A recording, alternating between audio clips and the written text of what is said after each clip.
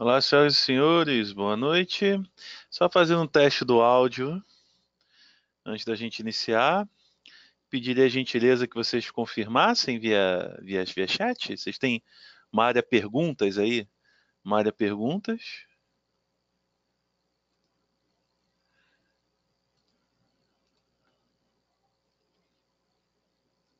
Ok, beleza, já tive algumas confirmações. Tá bom. Bem, a gente começa em alguns instantes. Eu estou nos últimos preparativos aqui, mas se vocês estão me ouvindo, tá tudo certo para vocês acompanharem, tá? Daqui a pouquinho eu volto.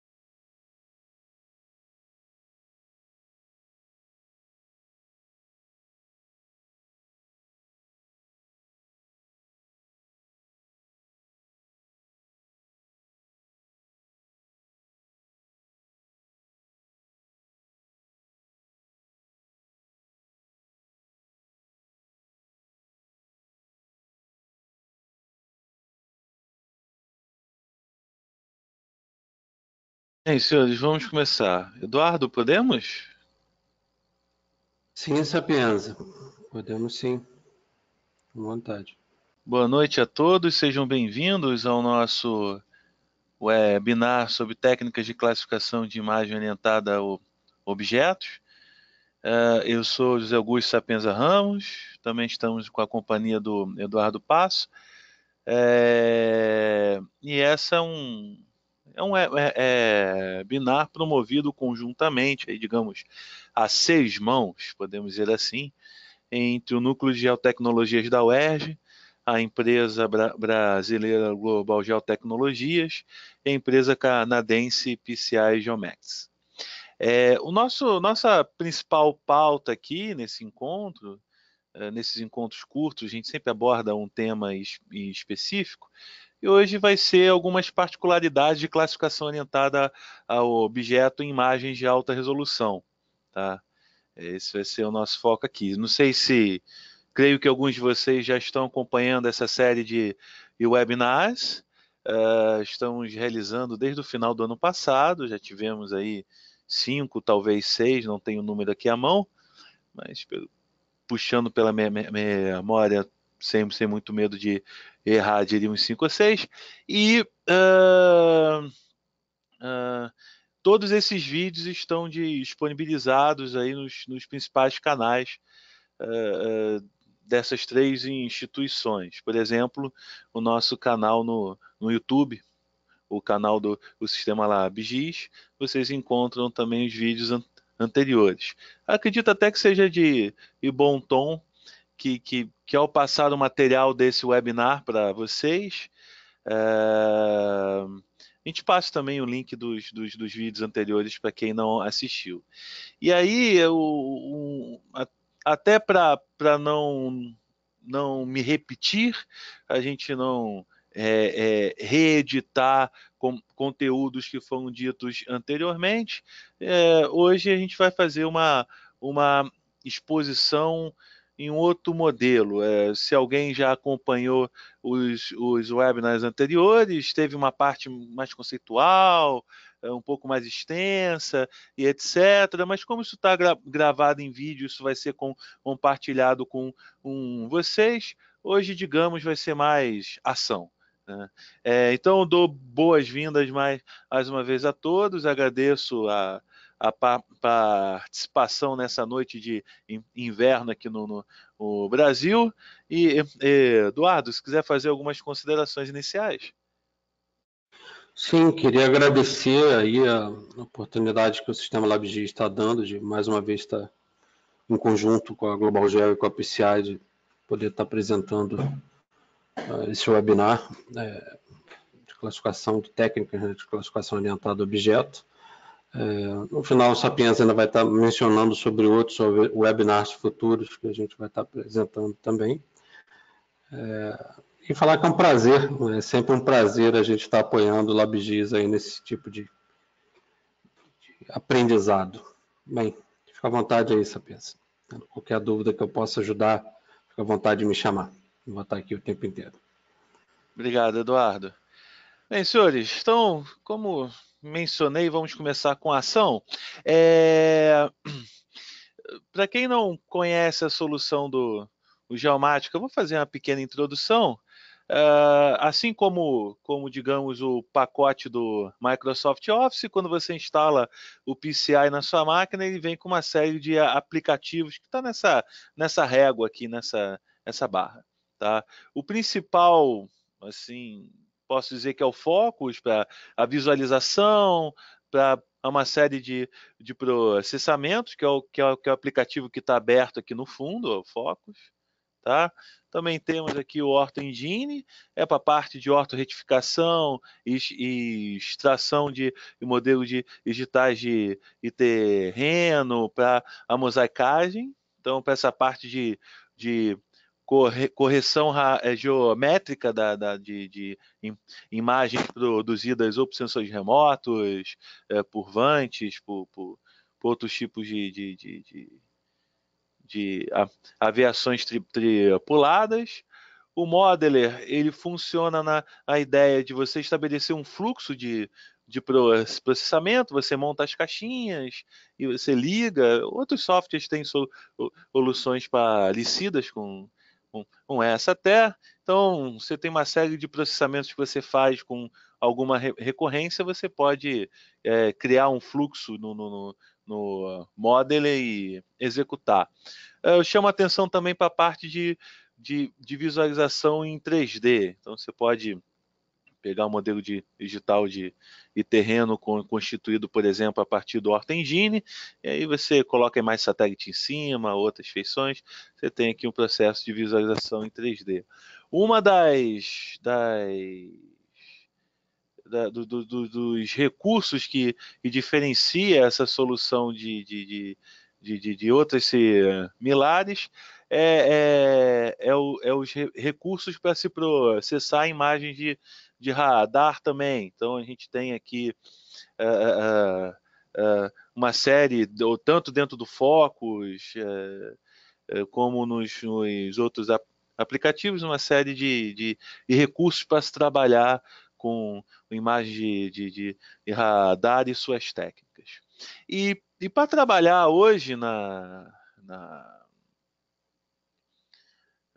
no tema do nosso webinar, nós temos uma imagem do WorldView 3, que tem a melhor resolução espacial entre os sensores orbitais no mercado hoje, é de 30 centímetros pós-fusão com a pancromática, tá?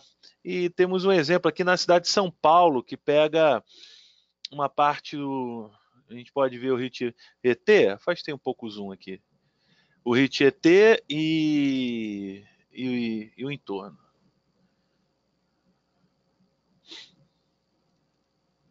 Como a imagem é pesadinha, está demorando um pouquinho para exibir. E até adiantando, eu recortei um pedaço dessa imagem para a gente poder processar, porque processar a imagem inteira pela quantidade de resolução, quantidade de dados que ela tem, de pixels que ela possui, né, ficaria proibitivo fazer o webinar. Então, só para mostrar que é a área, aqui um trecho do Rio Tietê, como temos 30 centímetros, temos uma riqueza de detalhe bastante elevada. Essa imagem foi concedida gentilmente pela Global Geo. Dando um pouco mais de zoom. Consegue ver carros,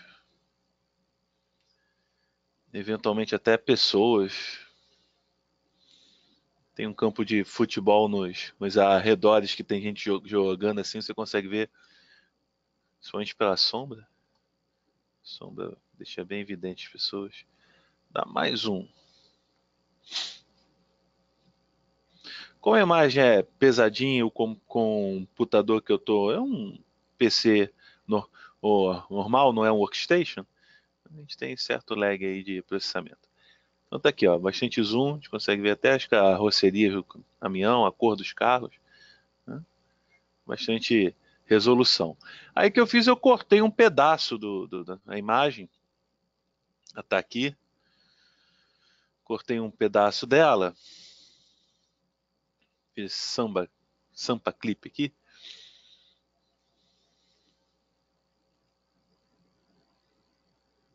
para a gente poder trabalhar em cima dela, tá? Só um pedaço aqui pegando o trecho do Tietê, né?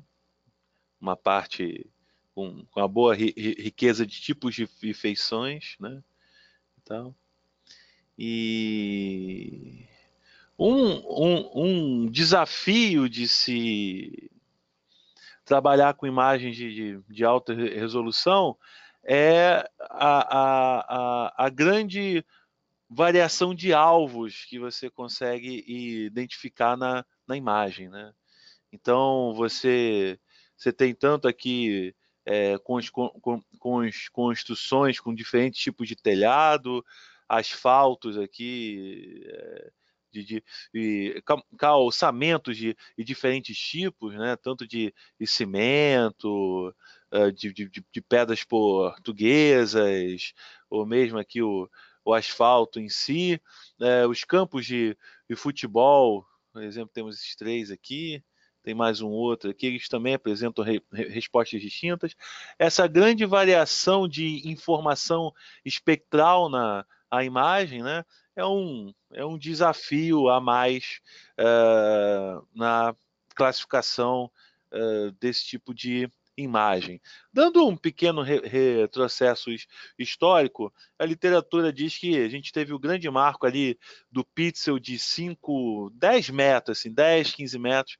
Quando a gente baixou de 10 metros, as técnicas disponíveis na época, elas começaram a se apresentar inadequadas. As ferramentas idem, o volume de informação começava a ser proibitivo para as técnicas existentes, tá?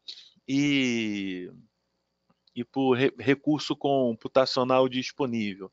E isso acabou, de certa forma, fomentando uma nova geração de classificadores. Tá? É, é, o aumento, o volume de dados não é percebido só no campo do sensoramento remoto, né? Todas as ciências que fazem algum nível de uso de dados teve um salto quantitativo nos últimos anos na escala de produção. Então, com o sensoramento remoto não foi diferente. E as técnicas tiveram que se adaptar, as ferramentas também, é claro. E um tipo um método de classificação bastante em voga hoje é a classificação orientada ao objeto, que eu vou definir um pouco mais formalmente em breve. Tá? Mas antes de começar a processar a imagem e tirar resultados, eu vou explorar um pouco que, mesmo quem tem experiência em manipular imagens com, com, com resoluções mais baixas, com pixels maiores, né, tem algumas particularidades já no pré-processamento. Quem acompanhou os nossos webinars anteriores, eu falei que o sucesso da classificação depende de pré-processamentos e pós-processamento. Processamentos pré-classificação, perdão, e processamento pós-classificatórios, pós-classificação. Então, a gente vai fazer alguns pré-classificatórios bem simples aqui, e temos vídeos anteriores onde eu explico esses métodos em mais detalhe.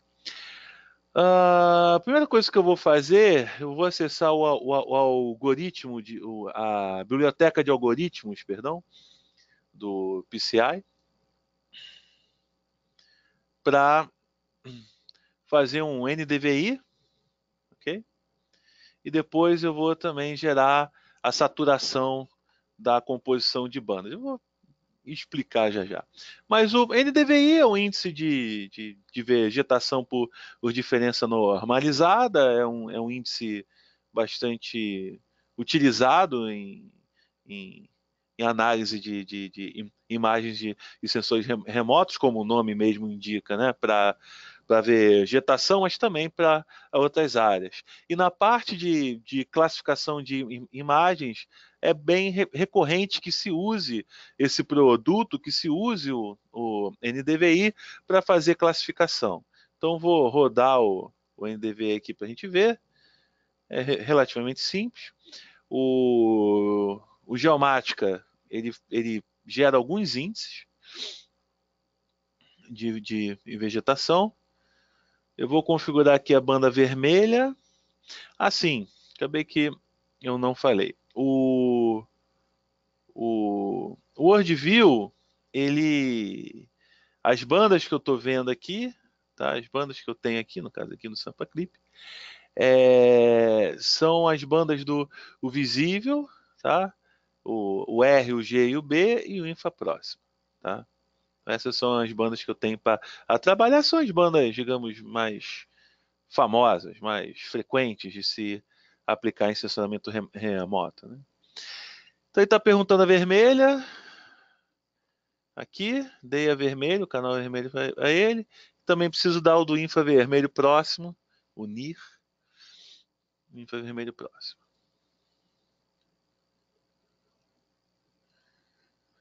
Eu posso pedir para que ele só exiba em tela, ou eu posso pedir para que ele salve em arquivo. Vou pedir para que ele salve em arquivo. Então marco essa última opção.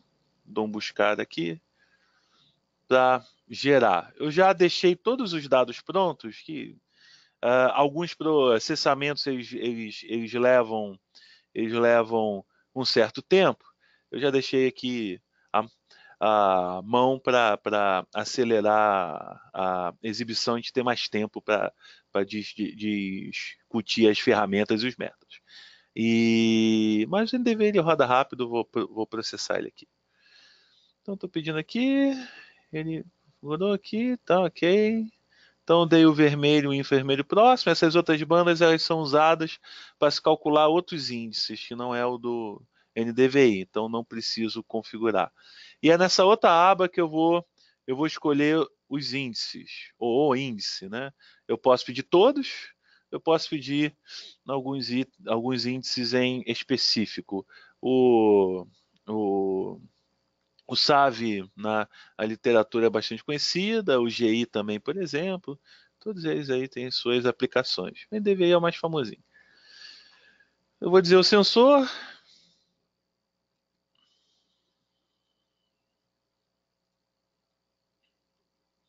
E vou rodar.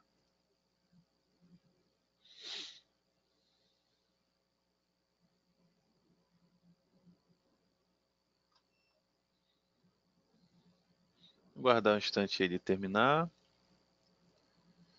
Terminou. Se eu adicionar o camarada aqui, ele não foi adicionado automaticamente. Se eu adicionar.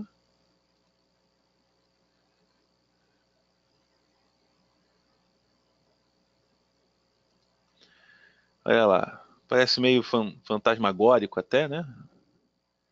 Dada a alta resolução, fica bem marcado. Mostrando a imagem base.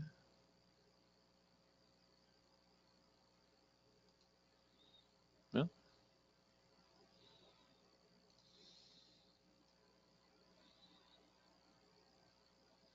Ele dá uma resposta mais alta, exatamente onde há vegetação, né? Seja a arbórea ou mesmo gramínea, ele já dá a resposta, né? Aqui, ó, por exemplo.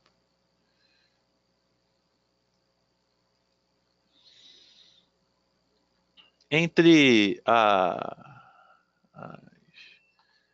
os desafios de muitos tipos de resposta, também temos a questão das sombras, né? As sombras das construções e tal. Isso também traz alguns desafios às técnicas de classificação, ou mesmo a necessidade de uma edição manual posterior. A composição que eu estou vendo aqui é a cor verdadeira, como a gente chama, né? São cores próximas ao que a gente enxerga a olho nu. Só que a gente também tem o infravermelho, pode utilizar aqui para exibir.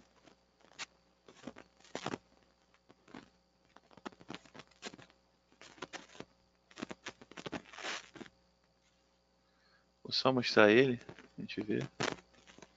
Posso mostrar só uma, né? Eu posso compor.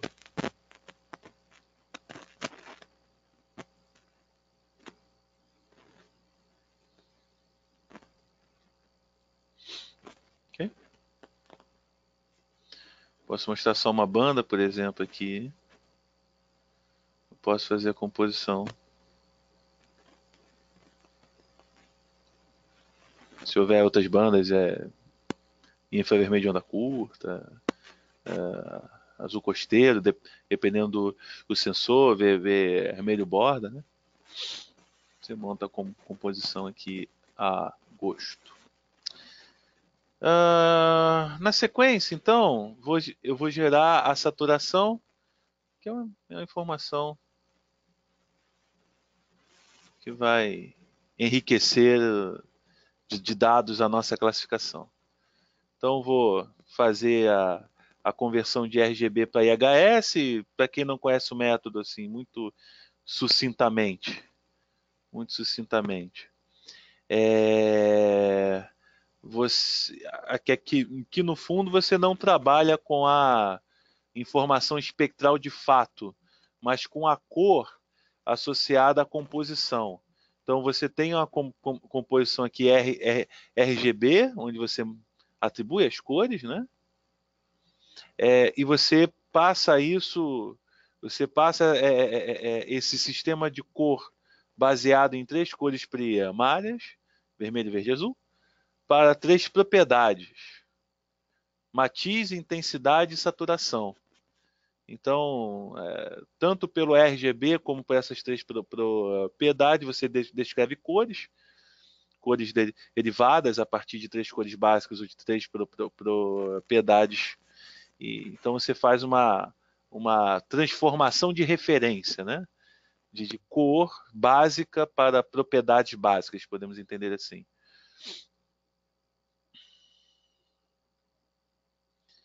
Então, pergunta aqui, cadê o azul? O azul do cortado, tá? É o azul do cortado. Verde. Vermelho.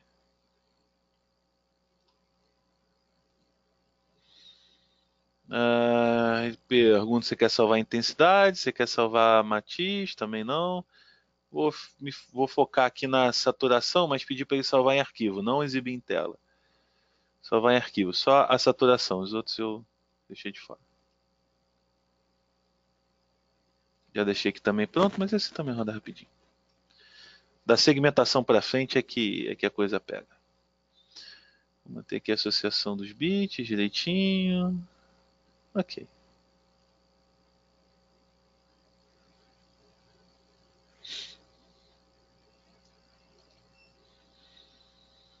Bem, no processo de classificação orientada a objeto, que foi destrinchado já em alguns webinars anteriores,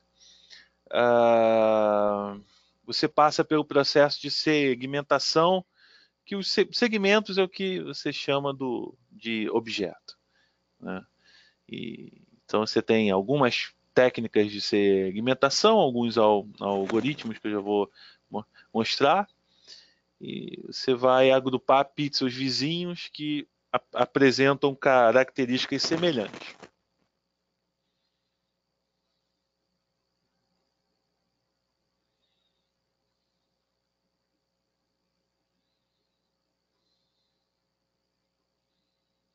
E a partir daí a gente segue a classificação em si.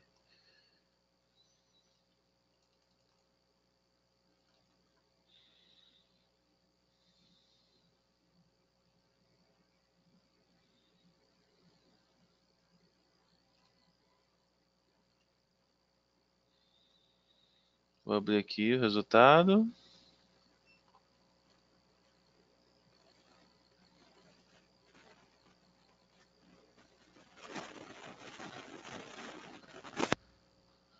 Parece até um desenho assim, né? Técnica de desenho. Para comparar. O que a saturação me traz? Quando as cores RGB elas são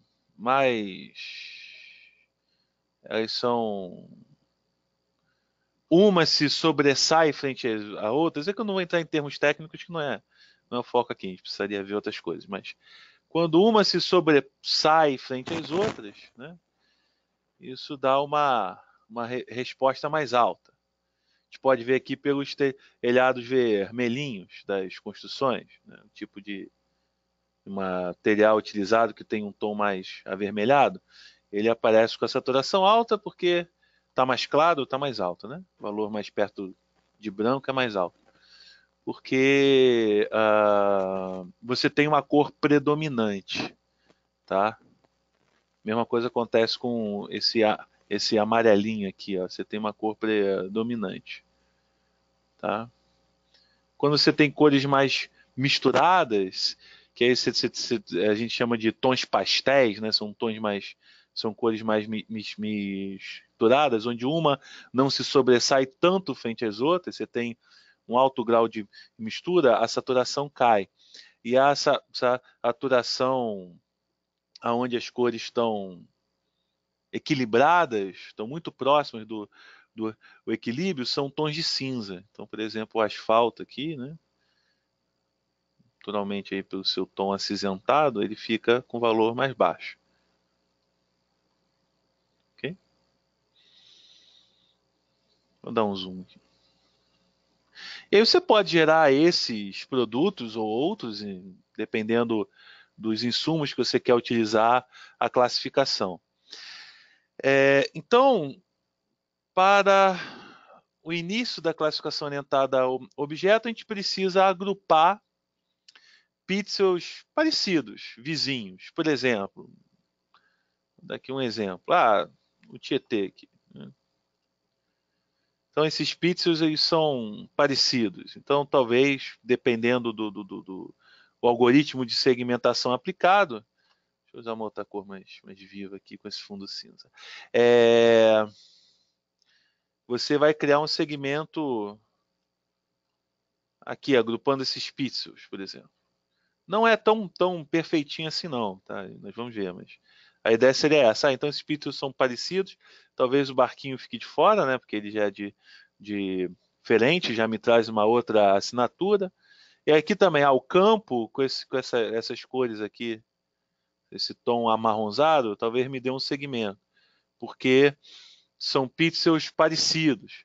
Ou então esse esbranquiçado talvez até gere a separação em um segundo grupo. Tá? Esse esbranquiçado aqui, por exemplo. Mesma coisa essa árvore aqui, né? Essa árvore é um grupo de árvores. Aqui vai criar um segmento, são pixels vizinhos parecidos. Então essa é a ideia, esse é o princípio do processo da segmentação, que eu acredito, dependendo da experiência prévia de vocês com técnica de classificação, vocês já são usuários frequentes desses métodos. O Geomática ele lançou recentemente o módulo do Object Analysis que traz uma implementação de técnicas orientadas a objeto. Então esse é um recurso bem recente dessa solução. Eu vou abrir aqui.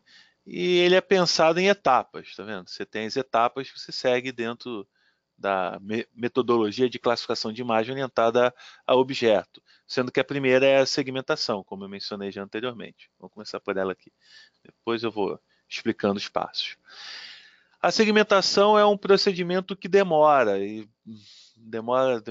nesse recorte que eu fiz, já no recorte, e demorou cerca de uns 7 minutos, tá? Que é um tempo que já começa a ficar inconveniente para a nossa exposição. Eu já deixei as segmentações prontas.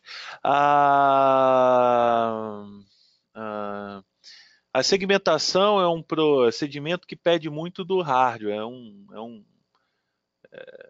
é um processamento custoso. Então, se a imagem de alta resolução é muito extenso, você precisa de um computador com mais recursos para que você possa fazer a segmentação da imagem toda de uma vez só, ou então você precisa fazer a segmentação em pedaços. Você, por exemplo, divide a imagem em 4 ou em outras parcelas e faz uma parcela por vez, e no final você junta os segmentos todos em uma segmentação só. Tá?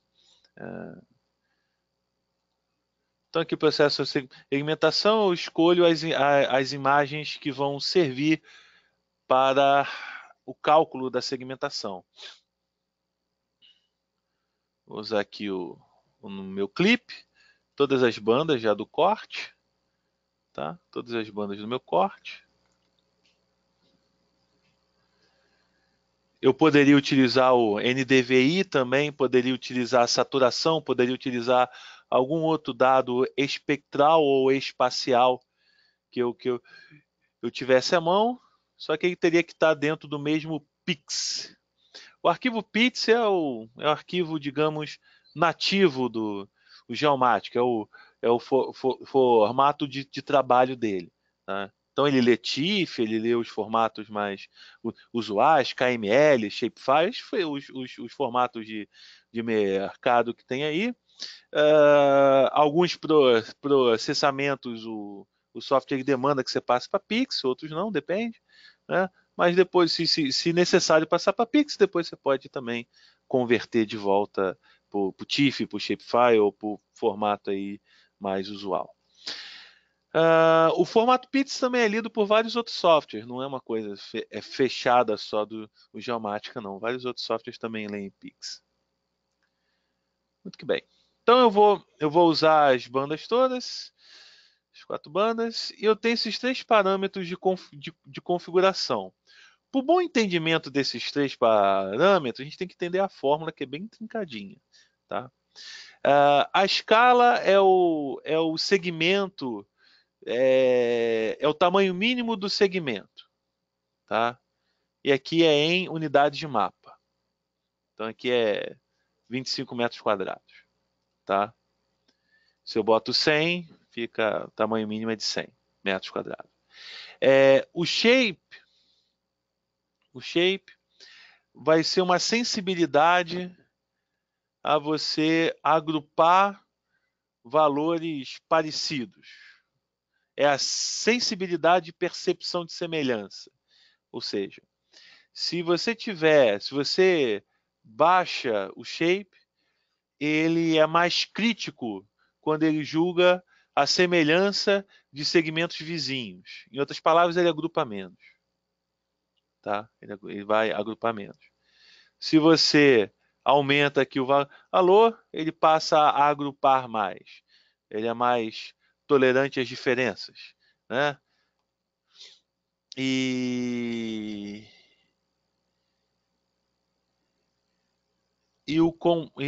a compacidade, aí esse é o parâmetro que um bom entendimento precisa destrinchar a fórmula, envolve a razão da área do segmento com seu perímetro. Tá? Então, se essa razão entre área e perímetro ele se destoa mais, você penaliza mais ele continuar agrupando ou não. Você força que ele mantenha uma certa taxa entre a área e o perímetro. Tá? Então ele rege mais sobre a forma do segmento final. Aqui é mais sobre o aglutinamento, né? O agrupamento. Então, se você aumenta, agrupa mais, diminui, agrupa menos, aqui é mais essa taxa de área e perímetro. E aí eu trouxe algumas configurações já prontas. Como eu disse, ele demora alguns minutos para executar. Você escolhe aqui quais são as bandas que ele vai usar como base. Nessas segmentações que eu trouxe pronto, eu utilizei todas as bandas. Você pegar um sensor, por exemplo, com 11 bandas, como o Landsat 8, né? Você pode utilizar só algumas, você não precisa usar todas, ou mesmo aqui incluir o NDVI. Fica ao seu critério quais são as informações que serão utilizadas para o processo de segmentação. Então, eu não vou executar, vou trazer aqui um pronto, eu tenho alguns prontos aqui. Vou começar com esse aqui, que é a configuração padrão. O shape 25, desculpa, a escala 25, o shape é a compacidade em 0.5, como ele propõe. Assim, tanto o shape como a compacidade vai de 0 a 1, tá?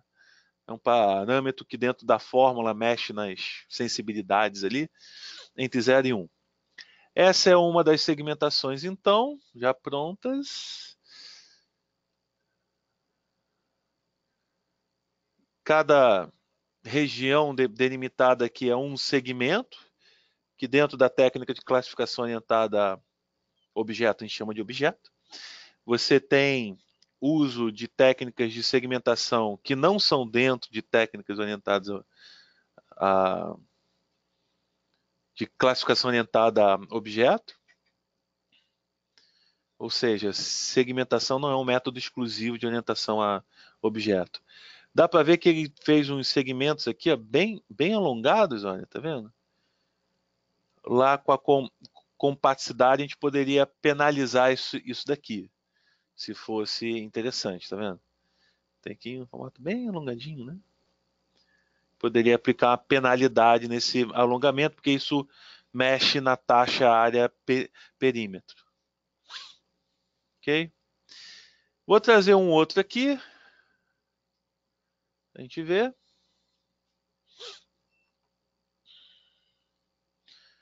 Vou aqui, onde eu estou aumentando, eu estou deixando ainda a escala em 25, só que eu estou aumentando o shape para 0.9, bastante perto de 1, né? Mostrando os dois.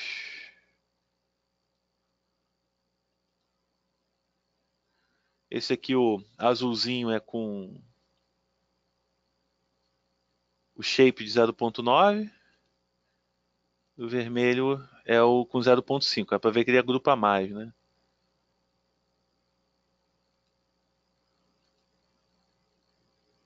Então, ó, aqui e aqui. Então esse agrupou mais. Mas continua criando segmentos aqui bastante alongados, tá vendo? Um pouco daquele papo do o desafio de você ter muita informação, né? Você conseguir criar uns segmentos mais homogêneos.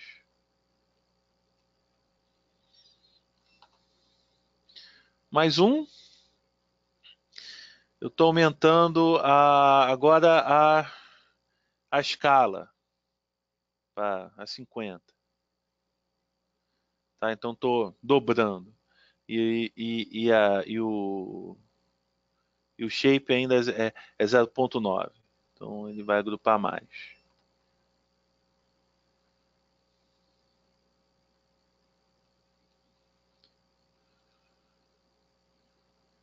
Olha lá, agrupou mais, né? O segmento menor, aceitável. E aí, assim, você não consegue controlar objetivamente a segmentação. Não é uma coisa que você mexa no parâmetro para lá, mexa para cá e você tem um total domínio de como se configura os segmentos. Não é por aí. Tá? O cálculo que é feito, a matemática ali envolvida, não dá para você fazer uma correspondência imediata assim, então vou pegar esse número e botar, ao invés de 0.5, 0.55, e aí eu consigo prever qual é o resultado que ele vai dar. Não é essa ideia. Claro que a experiência ajuda, né? Então, você tratar a imagem dessa resolução nesse tipo de área, em área urbana, talvez se você pegar uma imagem de uma cidade histórica, por exemplo, que são outros tipos de materiais, né? Outros tipos de construções, isso já afete. Você pega uma área rural de bioma de Mata Atlântica ou de Cerrado, ou você pega uma área na Amazônia, isso tudo influencia para além da própria imagem em si, se foi feita com sensor A, sensor B, sensor C, ou você está utilizando um certo conjunto de bandas ou outro.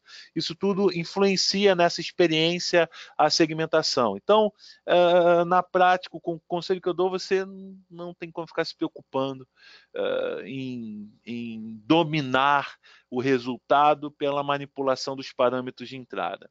Na prática, o que acontece muitas vezes? Você roda algumas segmentações e avalia. A avaliação é um pouco subjetiva, depende do tipo de classificação que você quer fazer, quais são os alvos que você quer identificar, evidentemente, tá? Mas a regra básica, que eu digo assim, a regra básica é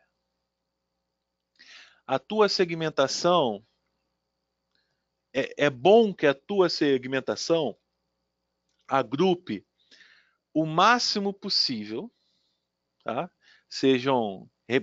Represente melhor as áreas que você considera homogêneas, frente ao que você quer classificar. Eu quero classificar o Rio Tietê aqui.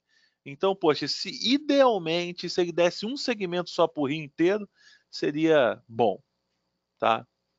Então, nessa ideia, você pensa em aglutinar, em agrupar mais. Só que tem um contraponto. Nesse agrupamento, você não pode agrupar classes diferentes.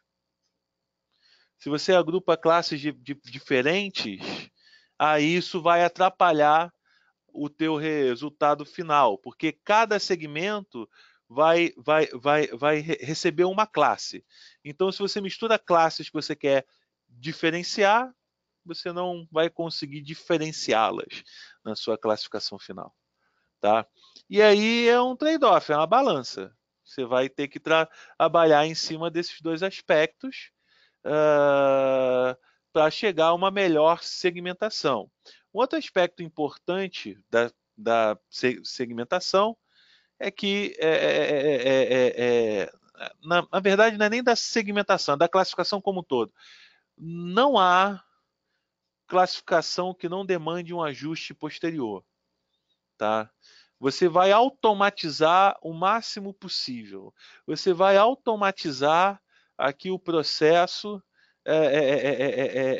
o máximo possível, mas não anulará a necessidade, não dispensará a necessidade de um ajuste manual depois. Podemos entender assim, ao invés de fazer a classificação toda manualmente, tá? Podemos fazer o grosso automaticamente e um ajuste fino manualmente depois, principalmente imagem de alta resolução, principalmente, tá?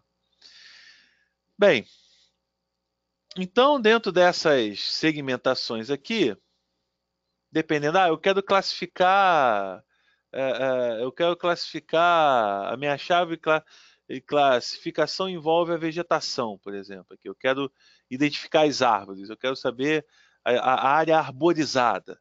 Nem estou muito interessado no resto, eu quero a área arborizada. Não, não.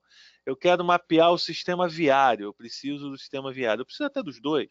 Eu quero as construções, eu quero identificar as construções. As construções em específico é bem complicadinho, né? Porque você tem várias respostas aqui de acordo com o material utilizado. Por exemplo, aquela minha consideração sobre a segmentação. Ó.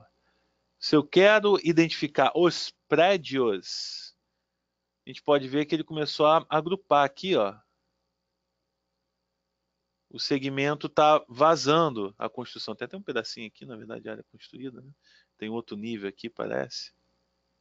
Aqui também, né? Um outro nível aqui. Né? Então, assim, se eu quero a edificação, não a área construída, que aí também envolveria essa parte aqui asfaltada em volta, né? Cimentada em volta. As construções. Aqui eu já não tenho uma diferenciação do segmento. Isso não invalida automaticamente essa segmentação. Mas se isso acontecer com muita frequência, isso vai me gerar um maior esforço pós-classificatório em fazer ajustes. Se a gente olhar, por exemplo, aqui dividiu mais, talvez ela nem ela tenha. Não, ela já fez a divisão. Deixa eu tirar a imagem, talvez seja melhor. Tá vendo aqui, ó? Ela fez a divisão. Né? Mas você não vai olhar em um local só. Vai ter que olhar em vários locais e fazer a sua avaliação de qual é a mais apropriada, mais pertinente. Tá? Tudo bem, mas avançando nessa estrutura do processo de classificação, eu tenho a parte de extração de feições, que o software chama. Essa extração de feições é você associar atributo aos segmentos. Se você pega aqui o segmento, vou pegar um segmento aqui, deixa eu mostrar os segmentos de novo. Vou usar a ferramenta de informação e clicar no segmento aqui para pegar informação sobre ele. Então, olha só, não tenho muitas informações. Tem aqui a área do segmento, o seu perímetro e esse pixel velo aí que ele faz uma conta em cima dos pixels que estão contidos dentro do segmento, tá? Se eu pego aqui esse outro aqui, já me dá outro valor, enfim.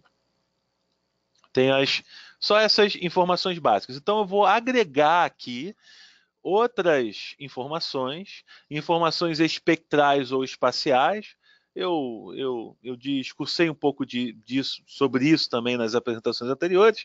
O espectral seria oriundo das próprias bandas do sensor. Então, quando a gente usa as bandas, usa o NDVI, que é derivado também das bandas, então isso são atributos espectrais, mas a gente também pode utilizar atributos espaciais. A elevação, a declividade, a distância para uma feição, por exemplo. Então, se a distância para uma feição é mais baixa ou mais alta, isso pode mudar o julgamento da sua classificação. Se é próximo do mar e numa altimetria baixa, tá? Então pode ser classe A, mas se for mais afastado do mar, numa altimetria média alta, então tem mais chance de ser B. Você pode utilizar atributos espaciais também para fazer a classificação. Então eu vou fazer essa etapa de extração de atributos. Eu posso extrair quantos atributos eu quiser, vou extrair todos. Eu vou começar a extrair os atributos espectrais da própria imagem. Como exemplo, até pelos tempos de processamento, eu vou usar essa que aglutina mais. Tá? Isso aqui que aglutina mais. Tem um detalhe que às vezes escapa às pessoas, uma certa tendência às vezes eu não quero agrupar classes eu não quero agrupar muito, porque aí eu vou ter um trabalho posterior de quebrar alguns desses segmentos, desses objetos, e aí você acaba dando uma preferência para aquele que fragmenta mais, para ser segmentação que fragmenta mais. Nem sempre isso é interessante. Se você fragmenta muito, como muitos cálculos que você faz dessa extração de feição em cima de média, em cima de desvio padrão, do ponto de vista estatístico, se você tem uma maior quantidade de pixels dentro do segmento, isso é interessante, isso é estatisticamente interessante. Então também tem esse outro lado. Eu vejo na prática assim que as pessoas muitas vezes têm uma preferência a menores fragmentos, tá? E do ponto de vista estatístico isso não é interessante. Mas claro, se você agrupa muito também não é bom. Como eu disse, é um trade-off, você tem que avaliar. Mas para efeito do nosso exemplo aqui, vou utilizar a partir dessa segmentação que aglutina mais. Então vou começar a extração. Então é o 500905, né? Aqui é de onde eu vou extrair os dados, os source, né? E aqui são os segmentos. Os segmentos é o nosso aqui, cadê? 5095, né? 5095. Deixa eu marcar aqui ele aqui. Então eu vou calcular médio e desvio padrão. Também posso pegar o mínimo e o máximo. Não sei se está claro para todo mundo, mas quando eu falo média, desvio padrão, mínimo e máximo, é dos pixels dentro de um certo segmento, né? Em cada segmento eu tenho tantos pixels e vai fazer a média deles, o desvio padrão, pode pegar o mínimo e o máximo, tá? Eu também posso computar atributos da forma do segmento, o quão compacto ele é, que é aquela razão de área e perímetro, o quanto alongado, o quanto circular, ou quão retangular ele é, tá? Então a gente pode utilizar esses atributos também na classificação, né? São atributos sobre a forma do segmento. Quando você tem segmentos que pegam bem os prédios, né?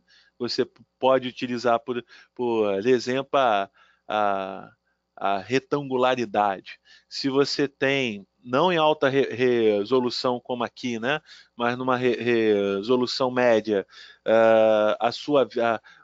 o sistema viário é um filetinho, como acontece aqui, não sei se está dando para ver, ó, um filetinho, né? Você tem a via como como essas aqui, assim como filetinhos mais estreitos, isso gera segmentos mais alongados, você também pode utilizar essa propriedade na classificação. Bem, extrair então. Não vai demorar muito, porque os segmentos são grandes, ou seja, são poucos segmentos. No menorzinho ele demora um pouco mais. Já foi. Bem, deixa eu fechar aqui só para mostrar. Se eu pegar agora um segmento aqui qualquer, ele já vai trazer as médias e os desvios padrões e aqueles índices. Você vai agregando os atributos aos segmentos, né? Vou agregar mais. Pode ir fazendo em quantas etapas julgar apropriado. Só que agora eu vou fazer para o NDVI, tá? Marquei aqui o NDVI, vou dar um nome NDVI. Esse nome é um nome que vai aparecer lá na lista dos atributos, então é importante que você bote nomes que seja de fácil associação para você não se perder depois. Vou calcular a média de desvio padrão. Esses atributos já estão calculados, não faz sentido você calcular outra vez, a não ser que você tivesse mexido na geometria dos segmentos. Então, só o NDVI. Vou fazer a mesma coisa para saturação e pronto. O nosso exemplo aqui.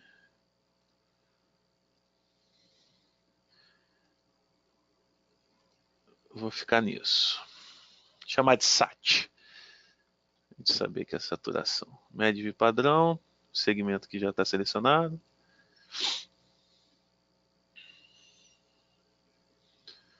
Então, só para mostrar. Vamos lá. Agregou também ali embaixo, ó, a média de padrão do NDVI e da saturação. E a gente pode fazer uma observação, processo de observação aqui. Esse segmento aqui, que é o Tietê, quais são os valores que ele tem? Por exemplo, o NDVI, a média do NDVI, menos 0,5. O NDVI ele vai de mais 1 a menos 1, para quem não conhece aí. 0,5 é um valor baixo, geralmente associado à água. Claro que Tietê não é água limpa, água limpa vai perto de menos 1. Você tem uma série de materiais orgânicos e sedimentos em suspensão que faz o índice aumentar um pouquinho. Mas se você pega a vegetação aqui, por exemplo, peguei a árvore, ó, ele vai ter a média do NDVI mais perto de 1, como é de se esperar. E aí os outros tipos de alvo depende. Se a gente pegar aqui, sei lá, pegar uma porção do asfalto, o valor da média do NDVI é um pouco, né, negativo. Você pode fazer uma análise exploratória utilizando os, os atributos. Tem até algumas ferramentas, alguns métodos que você cria gráficos, cria índices para analisar o comportamento dessas variáveis frente aos alvos que você quer identificar, né? Mas isso foge um pouco aqui ao tema do curso, não vou avançar nisso. Vou para o próximo passo. Nós temos dois caminhos de classificação aqui, tá? Dois caminhos básicos de classificação. Diria três caminhos. Temos três caminhos elementares de classificação. A classificação supervisionada, onde é que a gente tem que passar por um processo de coleta de amostras, tá? Você passa necessariamente por coleta de amostras.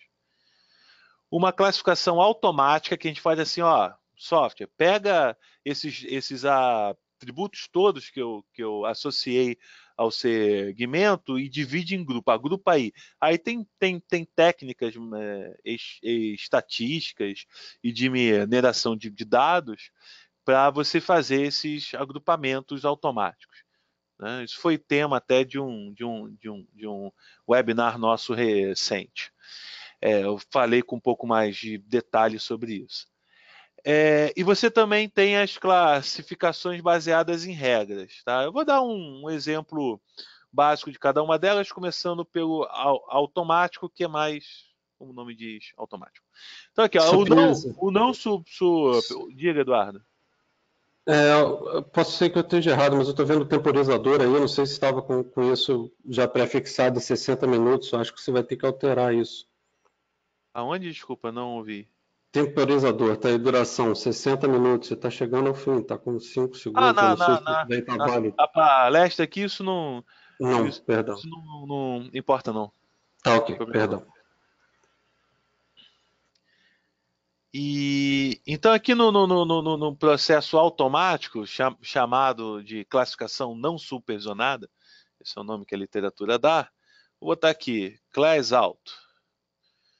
Então você simplesmente diz assim, ó, quantos agrupamentos você quer construir? Vou botar aqui, é um chute, tá? 10. Eu vou dizer quais as feições, quais os atributos extraídos eu quero utilizar. E diz que tem 2 selecionados. Ele lista aqui para mim, ó, os atributos, né? Tem 2 selecionados, os dois a médio de desvio padrão da a saturação, mas você escolhe os atributos que julgar apropriado, né? E aqui também tem um pouco de tentativa.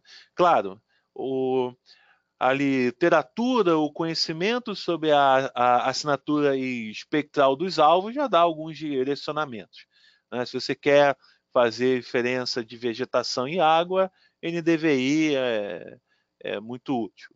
Se você quer fazer uma diferenciação entre certos tipos de construção e vegetação, a saturação costuma dar uma boa resposta. Então, a literatura já nos fornece alguns caminhos, mas também tem esse outro lado, que é o lado de você ajusta para cá, tenta aqui, e você acumular experiência. A mesma ideia da segmentação que eu estava falando agora há pouco.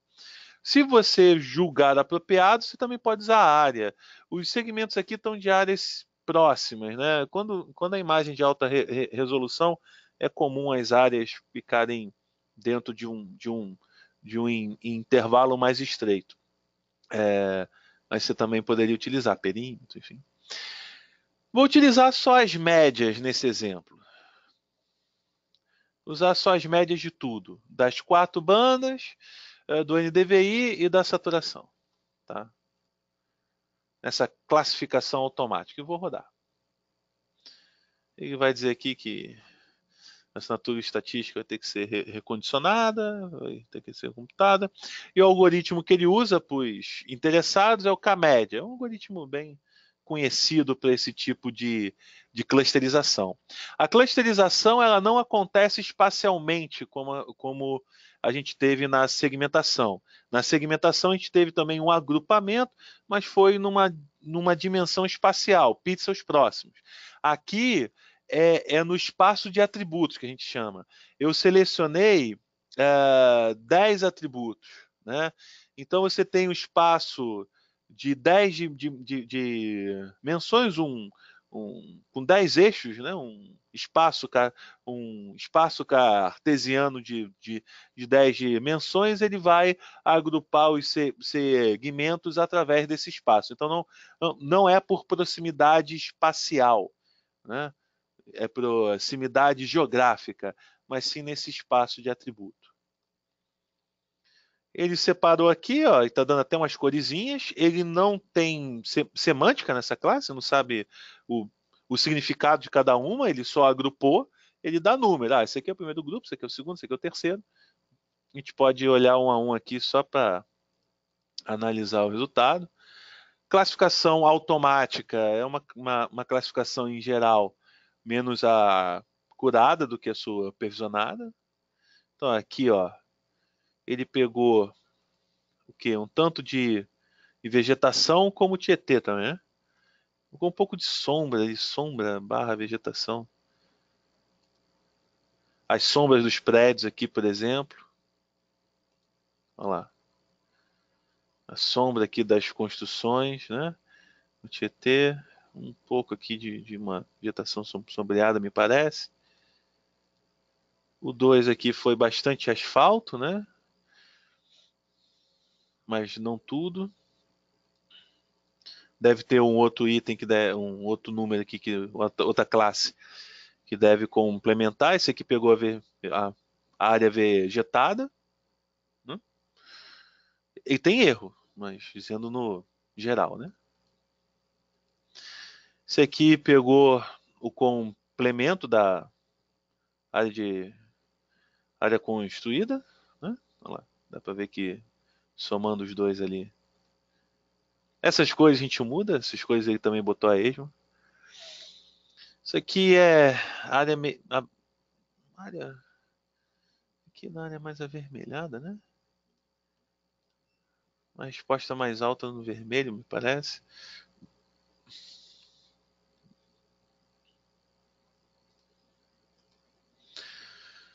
Uma área, um certo,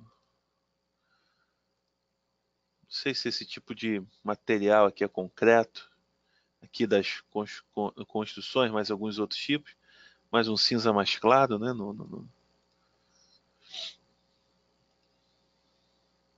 Parece com concreto mesmo, esse cimento concreto. Aqui já quando o material é mais claro, pegou essa área aqui cimentada também, ó, aqui, né?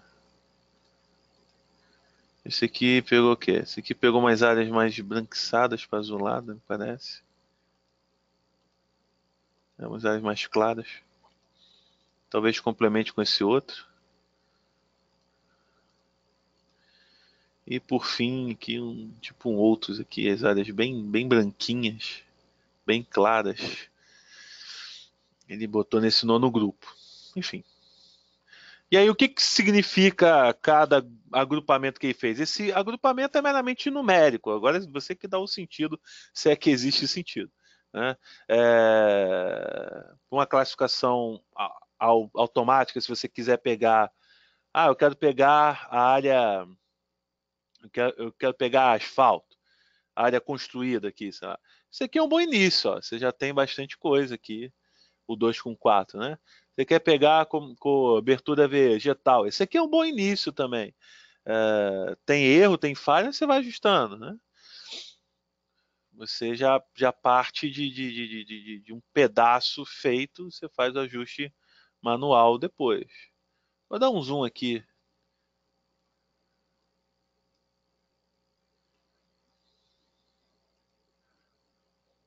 Para fazer um pouco de comparação. Que a transmissão online ela tem um lag, né? Então, só para vocês verem, eu tô com 3, o agrupamento 3, vegetação, e pegou tanto a arbórea, né, como a gramínea aí.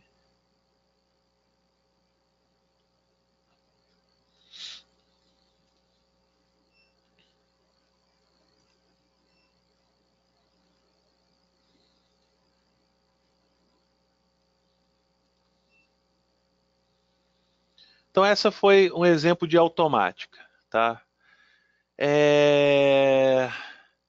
Um, o processo de treinamento, ela parte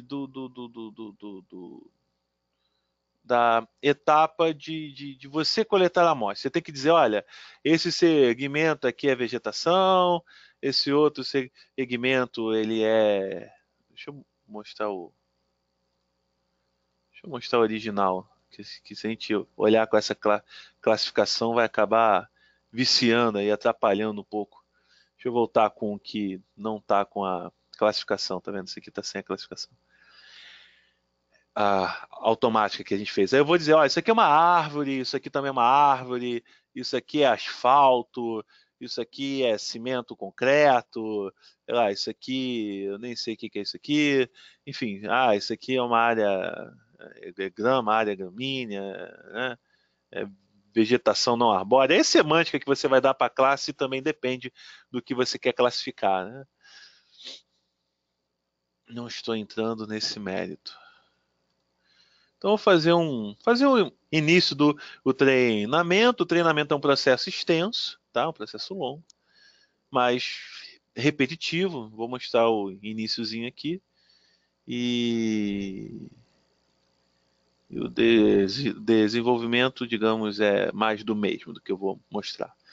Então eu venho aqui no Edit Training, ele abre essa outra tela aqui, processo de treinamento. Eu escolho aqui qual é o atributo que vai ter o treinamento. Posso adicionar uma classe, dou um nome para ela aqui.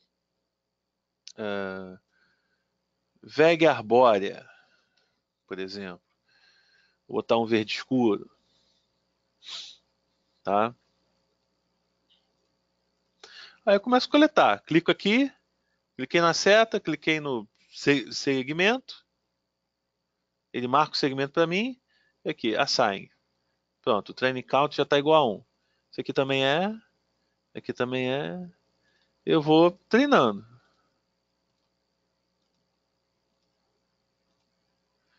Claro, não vou pegar só numa área, vou pegar em algumas, né? Vou pegar numa outra aqui.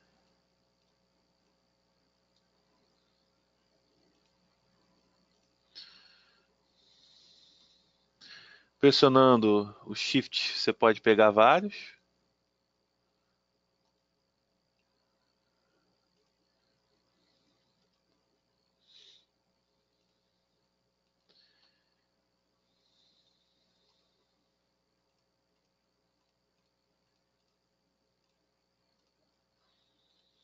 Vou criar a segunda como exemplo aqui. Asfalto. Deixar aqui no cinza escuro. Vou começar a associar para ele. Dá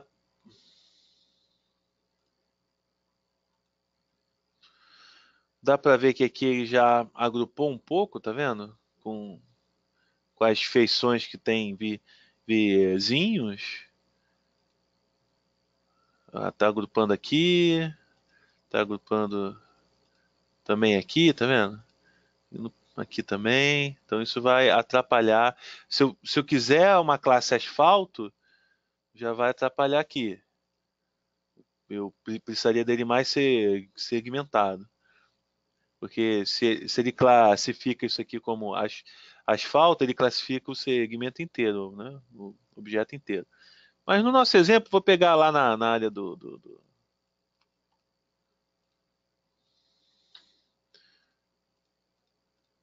rodovias principais. Aqui também, tá vendo? Ele pegou um pouco de grama.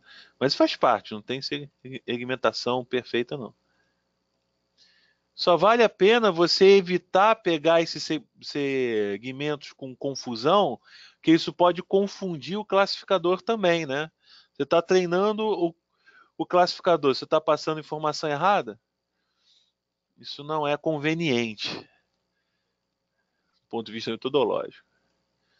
Até mesmo o asfalto tem variações de tons, né? Eu não tenho conhecimento sobre tipos de asfalto para tecer qualquer comentário mais consistente sobre isso. Eu estou vendo que as coisas são diferentes. Um exemplo aqui, tá?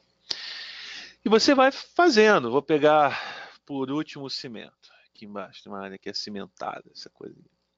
Me parece, pelo menos.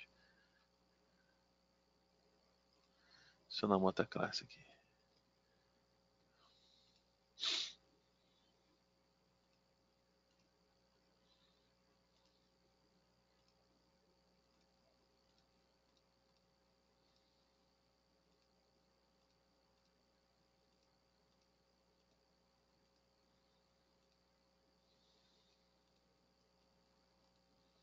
Ok?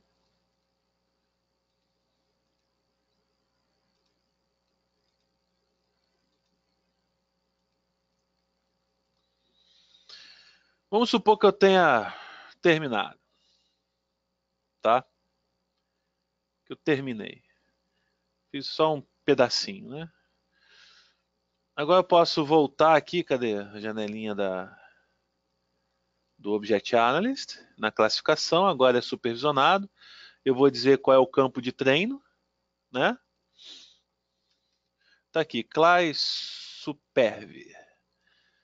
Vai criar um atributo associado ao segmento, tanto a classificação automática anterior, como aqui, como essa aqui, é um atributo novo que ele vai adicionar, é train aqui. Então, o campo training, que foi o treinamento que eu dei, tá? Eu vou dizer quais são os atributos que vão ser utilizados nesse processo. Eu vou também escolher as médias, nesse exemplo, assim como eu fiz no automático.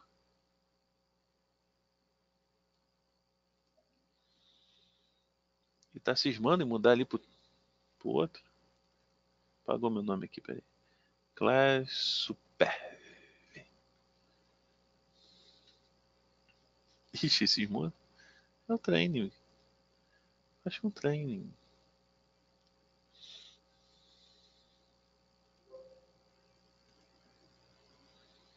Só para ter certeza lá, e fez com training sim, tá vendo? Ele tava tirando o campo treino ali, mas. Olha lá, fez. Bem, como a nossa classificação foi extremamente rudimentar, em termos de quantidade de amostra e diferenciação dos alvos, pode ver aqui, ó, o que classificou como vegetação arbórea. Ó.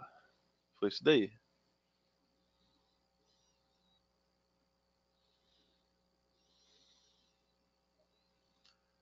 Botando agora. Ops, com segmentação em cima não dá para ver, né? Ele não pegou só vegetação arbórea, acabou pegando também um tanto de gramínea, até porque eu não criei a classe gramínea. Mas pegou muito bem. Para quem deu 22 amostras só, estou encantado com o resultado. Vendo?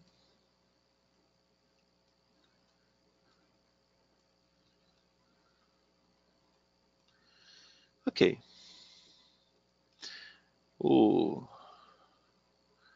o asfalto que deve ter ficado. Pegou tudo que é meio acinzentado. Inclusive pegou até o Tietê. Né? Pegou até o Tietê.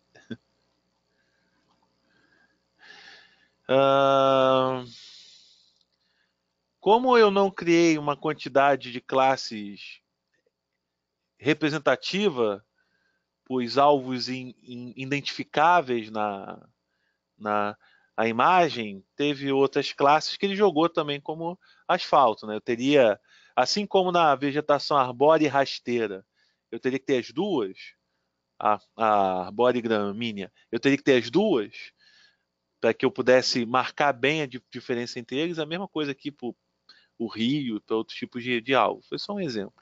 Mas você passa por esse processo, então, de classificação, desculpa, de coleta de amostras, tá? E o terceiro tipo de classificação, para a gente abrir as perguntas aqui, são os baseados em regras, que aí a literatura costuma chamar de árvore de decisão. Talvez alguns de vocês já tenham usado ou lido a respeito. Então você vai criar uma sequência de regras para gerar as classes. Você não vai utilizar um modelo matemático para classificar.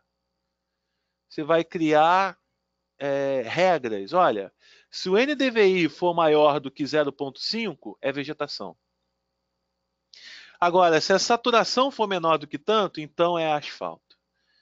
Se o valor médio na banda do vermelho for maior do que 50 e no azul for menor do que 30, então isso é vegetação gramínea, sei lá.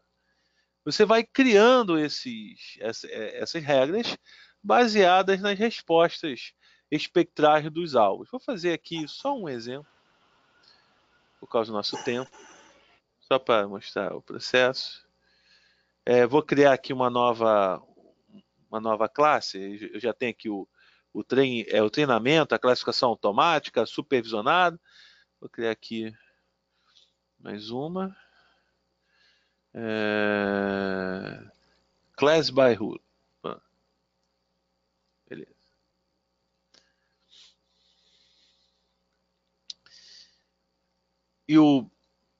Quando eu criei aqui, eu fui um pouco rápido, não chamei a atenção.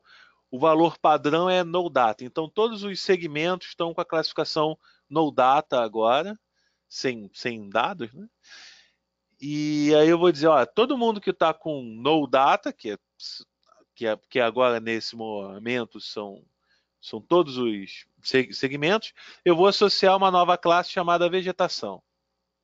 Eu vou especificar a condição. Ou eu pego um certo intervalo, vou afastar um pouco de zoom para ficar melhor da gente ver. A minha tela é pequena, fica meio trepada as coisas aqui, né?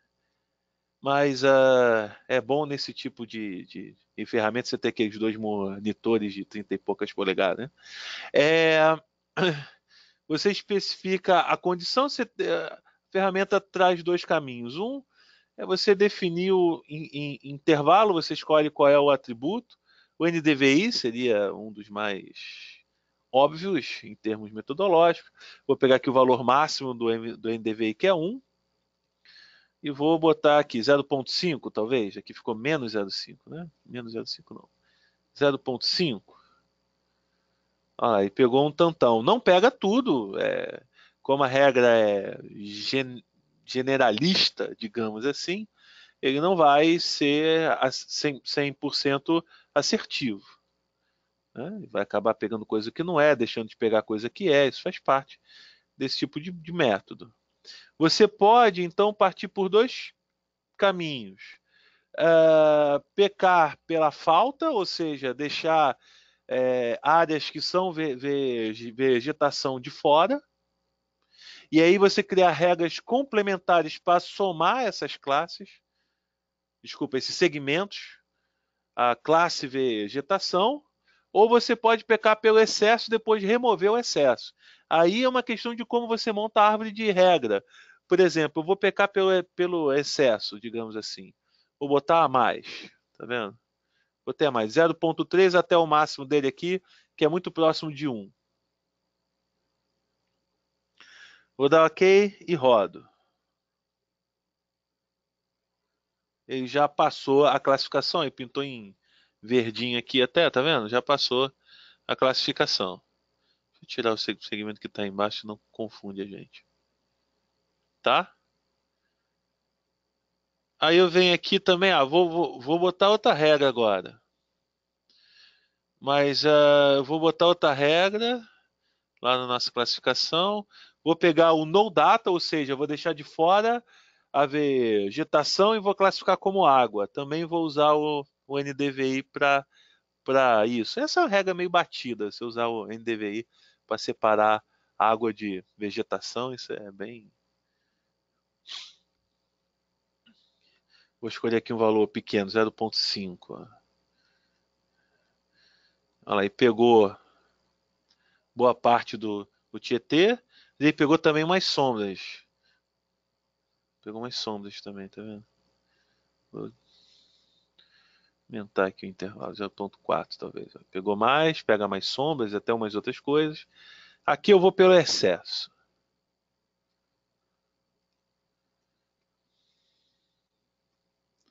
Aqui eu vou pelo excesso, tá vendo? A gente pode pensar assim, grande parte desses segmentos, eles são pequenos, tá vendo? Eles são pequenos e eles são alongados, que são sombras, né? Muitos são sombras. Então eles são pequenos e são alongados. A área deles tende a ser menor do que a área aqui dos segmentos onde está o Tietê, né? Eles costumam ser mais alongados. A sombra da ponte aqui, por exemplo, do elevado, a sombra das construções. Quando é assim, eu posso também montar uma regra composta aqui, em construir a condição. Eu monto a regra aqui, então eu vou pegar assim, eu vou pegar, cadê? A média do NDVI, quando for menor, você marca aqui, você pega um valor de referência aproximado, depois pode ajustar se quiser.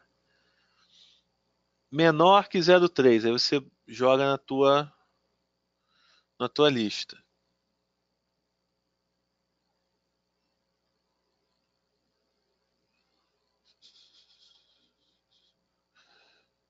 Aqui que eu dei uns cliques nas ordens erradas aqui.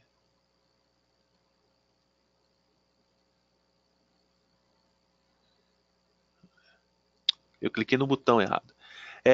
de desatenção minha. A média do NDVI menor, você pode até editar aqui, ele bota esse número grande que ele puxou a lista, né? Pode botar menos 0,3. Então essa é a primeira regra. Aí você pode também colocar a segunda, por exemplo. Então, o alongamento é menor. Eu tenho que escolher um valor aqui. O alongamento é menor do que 2, por exemplo. Por que 2? Diga. Só para ilustrar aí uma forma de poder estar trabalhando melhor também com a ferramenta, na interferência que você teve entre asfalto e edificações, ou sombra, e tem asfalto e edificações, você pode estar incorporando também, para ajudar na classificação, um modelo digital de elevação. E aí está eliminando falsos positivos aí. Você pode estar incorporando dados vetor ou dados raster para poder estar ajudando também na classificação. A criar as regras, né? Usando também essas Exatamente. outras informações. Aí, por exemplo, aqui a Exatamente. regra composta, então, eu boto aqui, executo.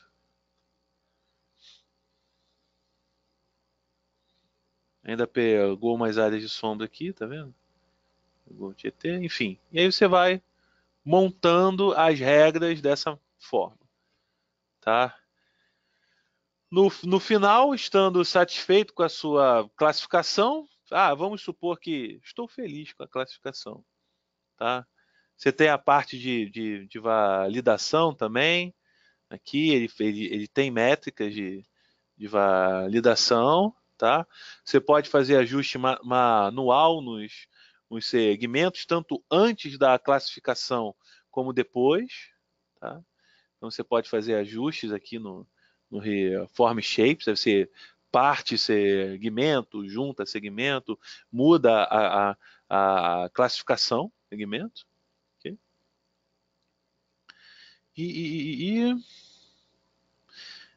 Aí aqui no Reform Shapes até eu posso fazer um dissolve automático ou edição manual, que aí você faz o processo, aí você pega aquele segmento e parte ele, ou junta ele com um outro, você faz ponto a ponto. No automático eu posso pegar e dissolver.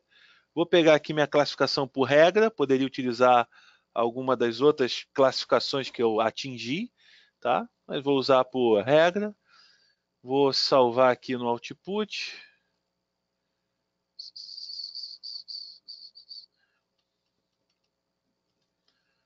Ok? O arquivo, dou o nome do layer interno e posso rodar. Ele já vai dissolver os polígonos adjacentes que pertencem à mesma classe, né? Então todos esses polígonos de vegetação aqui vão ser unidos. Então a classificação baseada em regras é mais empírica, é mais exploratório, né? E o conhecimento pregresso se torna ainda mais importante, né? A experiência pregressa ou documentada na a literatura ou fonte da experiência do próprio classificador, de quem classifica, classificador no sentido de quem classifica, quem está classificando, a pessoa que está classificando, é fundamental para você chegar a melhores resultados, né? Insisto que há métodos de você avaliar a assinatura espectral ou no caso a assinatura de atributos desses objetos de forma a ter caminhos mais apropriados para fazer a construção das regras. E assim que acabar esse procedimento, a gente abre para perguntas, a gente faz as considerações finais e abre para perguntas, se quiserem adiantá-las. Já vi que algumas pessoas adiantaram. A gente segue. Bem, mas antes de abrir para as perguntas, umas considerações finais. Primeira, que a gravação dessa apresentação hoje vai ser disponibilizada a todos os inscritos. Nós vamos passar os links também dos webinars anteriores. Já temos uma boa coleção de vídeos sobre o assunto. A imagem que foi utilizada aqui também, para quem quiser reproduzir os passos. E quem tiver interesse em reproduzir esses passos na plataforma, a gente passa também o link do trial, do Geomática de 30 dias, onde vocês podem fazer aí a experimentação. Aqui o resultado já dissolvido, né? Resultado já dissolvido. Só com a regra que a gente criou, a vegetação e a água, né? São regras bem simples. Se você vier aqui em salvar como, ele salvou em pixel, né? Mas você vier aqui em salvar como, tem os principais formatos para você converter: shapefile, DXF, até file geodatabase, né? Formato aqui do Oracle, né? Formato aqui para o PostGIS, Google Earth, enfim, os principais formatos aí do mercado.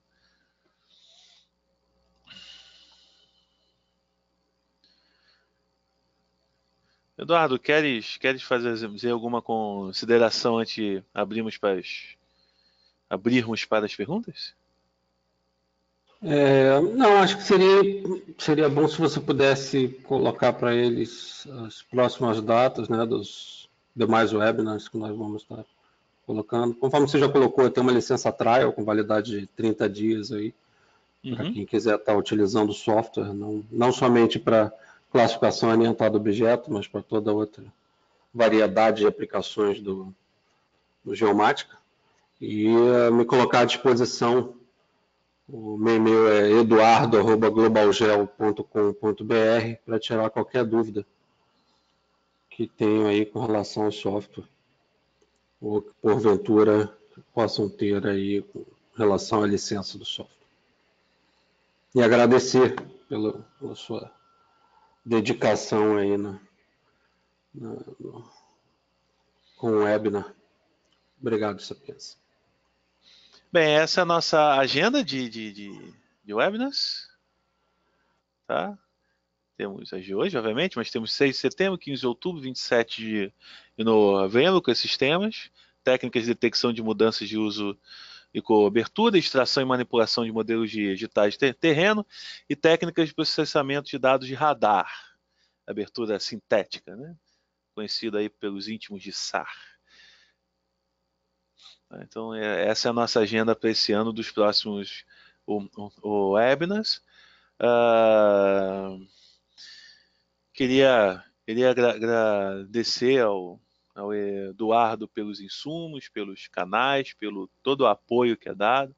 Como eu disse no início, essas iniciativas só são possíveis, elas são feitas a 6 mãos entre a nossa equipe do sistema LabGIS, que atua com muito afinco nessas iniciativas, a equipe da Global Gel e da PCI Geomatics, que é quem desenvolve essa ferramenta.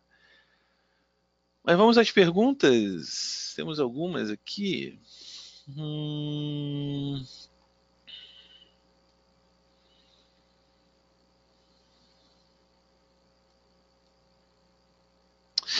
O Diego pergunta assim, em relação aos atributos de textura.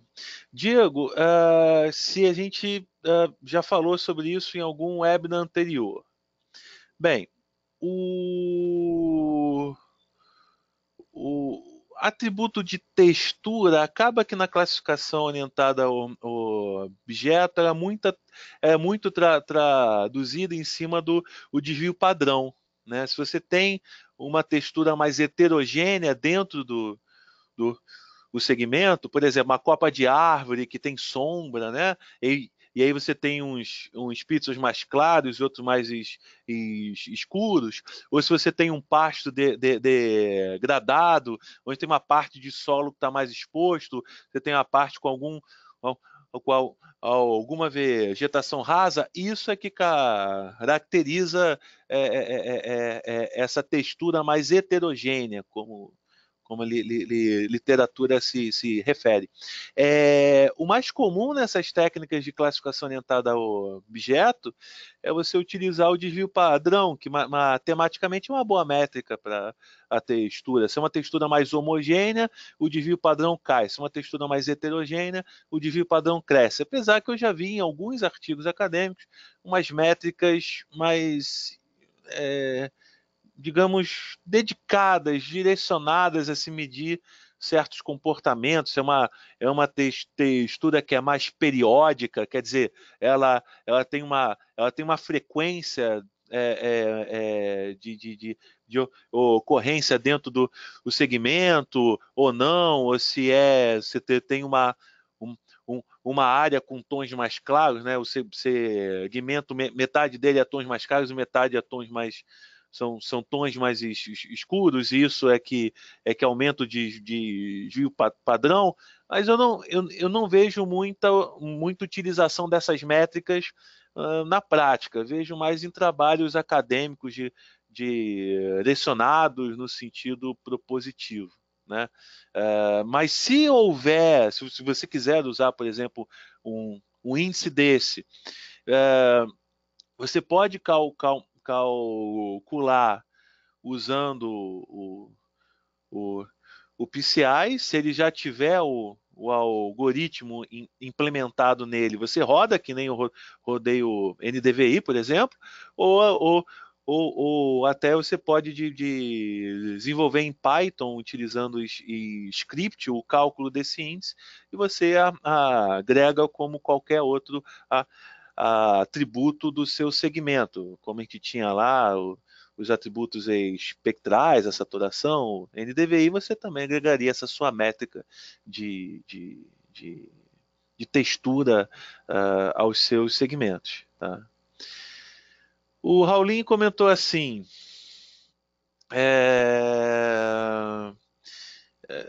como só tem acesso a imagens Landsat, a segmentação e classificação supervisionada pede a utilização de correção atmosférica. Raulin, a correção atmosférica, a correção geométrica, elas são etapas típicas pré-classificatórias, né? São preparativos anteriores que você executa em prol de ter o melhor resultado na classificação. Tá? Claro, a gente não faz a gente não roda esses métodos só para classificar, mas quando a gente pensa em classificação, a gente bota eles como etapas pré-classificatórias. Sempre que possível é bom fazer, tá? Que você tem uma série de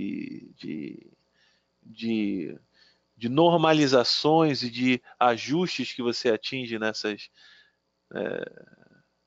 nessas correções atmosféricas. Tá? Então, sempre que possível é bom, como Eduardo mesmo já chegou a comentar via chat com vocês aí. Se o Diego também perguntou se dados de LiDAR pode ser adicionado, dados de laser. Sim, ele entra como qualquer outro dado de elevação. A diferença é que, como você tem ali a, a informação de primeiro retorno, segundo retorno, você pode também utilizar isso como vários atributos dentro do processo classificatório. Por exemplo, se você tem uma amplitude entre o primeiro retorno e o último, isso pode indicar uma copa de árvore. Né? Agora, se você tem uma amplitude zero, aí isso é um asfalto, né? É um prédio, enfim. Você poderia utilizar isso também no seu processo de classificação. Essa é a ideia. Diego, eu acho que eu já respondi de certa forma a sua segunda pergunta sobre o GLCM, né? Acabou que já de quebra eu não tinha visto ainda, mas quando eu respondi a sua primeira pergunta, creio que essa também já foi de quebra.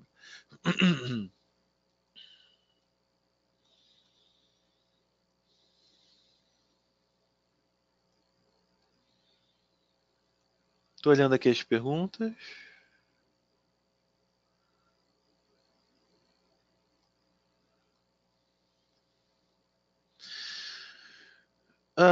O Vitor ele perguntou assim. O Vitor ele comentou.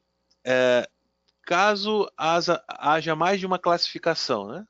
Você tem mais de uma classificação. Como você resolveria as discrepâncias entre elas? Eu não sei se eu entendi certo a pergunta, né? Se você tem várias classificações e quando você confronta a diferença entre elas. Aí já é um método Ai, me fugiu o termo técnico. De você harmonizar, né? De você compatibilizar as duas bases. Depende. Isso tem alguns caminhos. Por exemplo, teve um colega meu de doutorado que a proposta metodológica dele é dizer assim, não, quando você tem diferenças, nem sempre compensa harmonizá-las. Por que não tratar essas diferenças como uma espécie de métrica? Olha, nessa área todas as bases dizem a mesma coisa. Nessa outra área aqui, algumas bases dizem isso, outras bases dizem aquilo. Você informa para o usuário final daquele dataset, daquele conjunto de dados, quais são as discrepâncias, onde estão. Você lida isso por meio de métricas, enfim. Mas sim, acaba que na prática você escolhe algum processo de normalizar. Quase sempre você tem uma base de referência e a outra fica mais como apoio, né?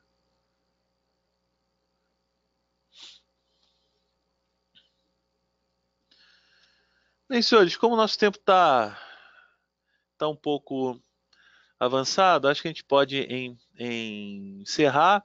Queria dar uma última informação aí, que é um break news aí, informação super nova, que é a parceria assinada recentemente entre a, a PCI Geomatics e o sistema lá BGIS, onde o sistema lá BGIS ganha o status de centro de excelência no Brasil na a utilização desse software e uma série de outras iniciativas, como a promoção desses webinars, de desenvolvimento de novas ferramentas, fomento a pesquisa utilizando tecnologias da PCI Geomatics. E em breve teremos mais novidades sobre essa iniciativa a vocês. No mais, eu agradeço a atenção de todos. Quem não conhece o site do Sistema lá BGIS, eu convido a todos. Temos uma série de conteúdos, os vídeos desses webinars anteriores, temos cursos, temos fontes de dados geográficos, tem uma lista com mais de 600 fontes de dados geográficos gratuitos. Temos as nossas publicações acadêmicas também, a lista delas lá. Enfim, uma série de conteúdos para vocês. Eduardo, mais uma vez, obrigado pela parceria de sempre. Espero que tenha sido proveitoso. Agradeço os, os elogios que a gente coletou aqui no chat de alguns dos participantes que ficaram até o final conosco aqui. Alguma última consideração, Eduardo? Não, somente agradecer a você, a todos os participantes que ficaram conosco. e contar com a presença deles também nos próximos webinars. Muito obrigado a todos, uma boa noite.